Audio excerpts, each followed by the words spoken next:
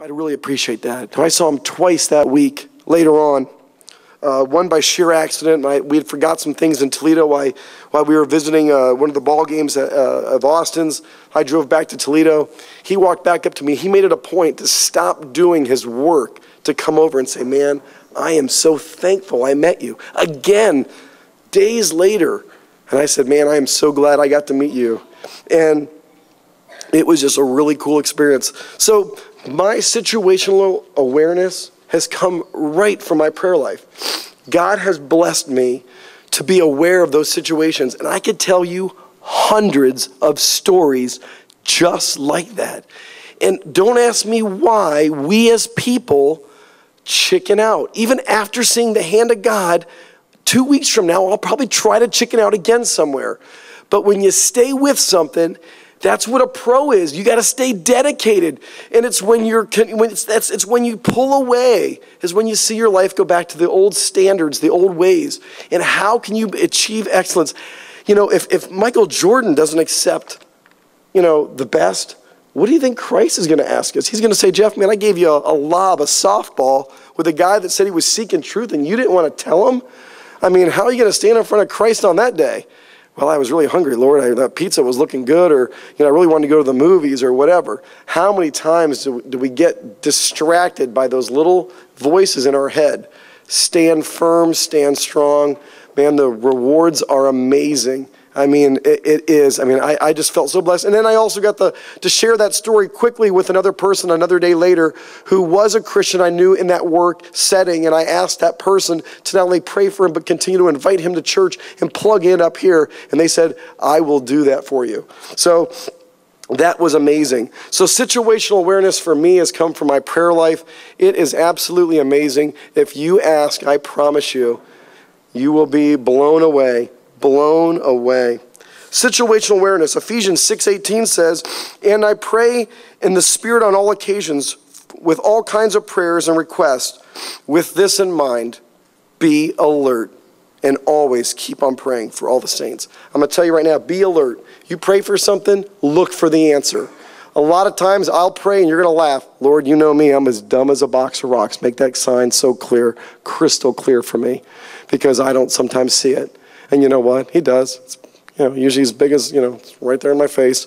So, how can you not walk into a place, pray to share your faith, and then you hear my wife sharing her faith with this man, and then hands him off to me? How do you not finish that?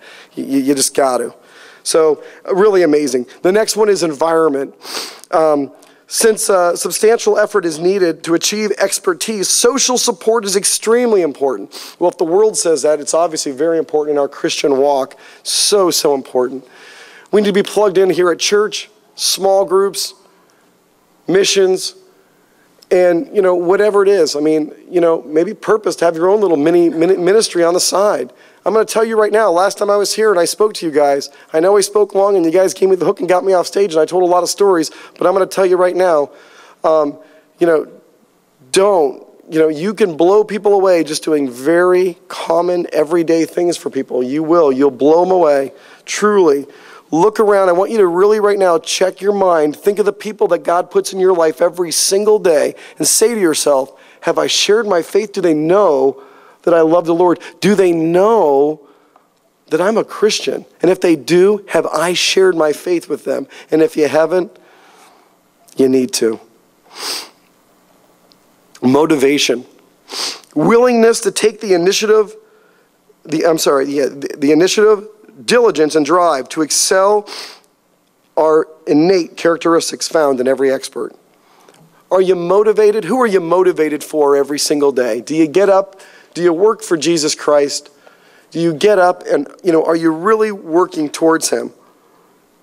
What do you have a willingness to take?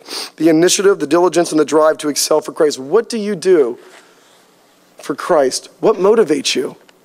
And all I'm going to ask you is this, is when you're really doing that checkup from the neck up, I love those little sayings, little hinges, swing big doors, whatever you want to say. When you're really analyzing your life, think about it. Man, God wants so much more for us. I know for me, I thought I wanted the 10,000 square foot home, the $100,000 car, and the $10,000 watch. I got halfway there, but I'll tell you what, I'm not nearly as happy as I am today. This next one I'm going to laugh at because if anyone knows me, I'm not very organized. Organization is very key. I'm a doer. I got a pocket full of Post-it notes. I'll call them all by the end of the day. But am I going to put it in a day planner and so forth? Probably not. I would love to have someone actually be like a little secretary for me. I'd love that. But the ability to be organized, shift strategies and see the big picture and multitask.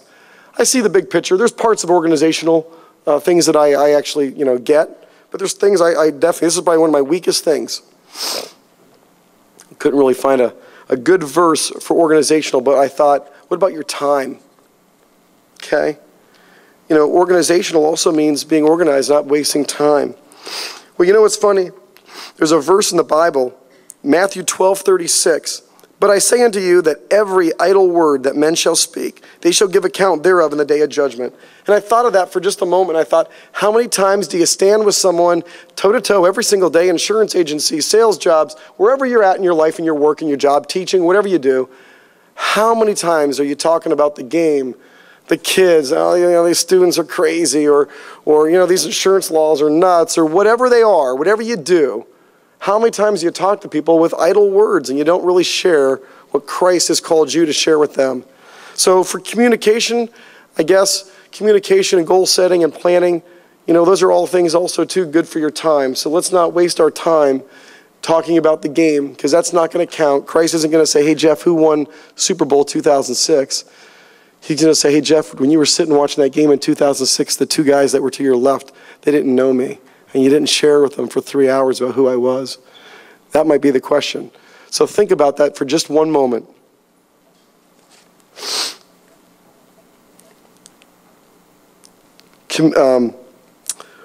Before I get into communication, I heard a story that, and I told it to the youth when they were in Florida. And this goes back to being on that battleship. When you look at the story of Lazarus,